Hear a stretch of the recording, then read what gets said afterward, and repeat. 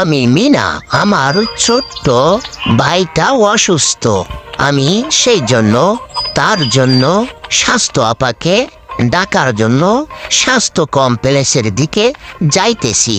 আমার ছোট্ট ভাইয়াটা খুবই অসুস্থ, এজন্য আমি খুব জলদি করে দৌড়াইয়া দৌড়াইয়া স্বাস্থ্য আপাকে ডেকে আনার জন্য যাইতেছি, যাতে করে আমার ভাইয়াটা খুব দ্রুত সুস্থ হয়ে যায়।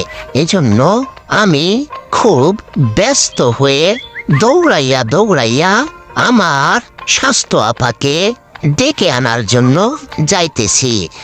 স্বাস্থ্য কমপ্লেক্স আমাদের বাড়ির থেকে বেশ খানিকটা দূরে, এজন্য একটু জলদি করে যাইতে হবে। এই তো আমি চলে এসেছি আমাদের স্বাস্থ্য কমপ্লেক্সে। এই তো স্বাস্থ্য আপাকে আমি পেয়ে গিয়েছি। আমার ছোট্ট ভাইয়া অসুস্থ, সেটা আমি এখন বলে দিলাম। স্বাস্থ্য আপাকে আমি রিকশাতে করে দুজনে একসঙ্গে চলতেছি।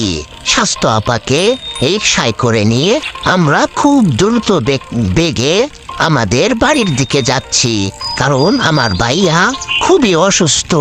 তাকে স্বাস্থ্য আপাকে দেখাইয়া তার জন্য ঔষধ নিয়ে তাকে ঔষধ খাওয়াবো, যাতে করে সে অতি দ্রুত সুস্থ হয়ে যায়। এই তো আমরা প্রায় চলে এসেছি। রিক্সাওয়ালা ভাই আমাদেরকে রিক্সায় করে নিয়ে খুব দ্রুত গতিতে আমাদের বাড়ির দিকে যাইতেছে। আমাদের রিক্সায় চলতেও খুব মজা লাগতেছে, কারণ রিক্সায় চলাটা অনেক আনন্দের বিষয়। আমরা রিক্সায় করে যাইতেছি, আর আমাদের মিটু সেও পিছনে পিছনে উড়ে উড়ে আমাদের সঙ্গে যাইতেছে। আমরা যেখানে যাই মিটু সে আমাদের সঙ্গেই থাকে, আমাদের সমস্ত কাজে সে সাহায্য করে।